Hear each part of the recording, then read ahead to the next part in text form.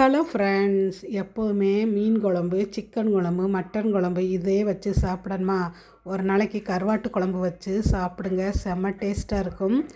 கருவாடு ஸ்மெல்லு வராமல் இருக்கணும்னா நல்லா கழுவிட்டு கூட மஞ்சத்தூளும் வெண்ணி தண்ணி ஊற்றி ஒரு 5 நிமிஷம் அப்படியே வச்சுருங்க. அப்புறம் மண்சட்டியில் வைங்க, செம்ம டேஸ்ட்டாக இருக்கும். அப்புறம் நல்லெண்ணெய் சேர்க்கணும், அதுவும் ரொம்ப முக்கியம். நல்லெண்ணெய் ஊற்றி சோம்பு, வெந்தயம், வெள்ளைப்பூடு, பச்சை மிளகா, சின்ன வெங்காயம் சேர்த்தா தான் குழம்பு டேஸ்ட்டாக இருக்கும். எல்லாத்தையும் நல்லா வதக்கிக்கிறங்க. நாம் குழம்புக்கு எப்போவும் சேர்க்குற தக்காளியை விட கூட ஒரு தக்காளி சேருங்க.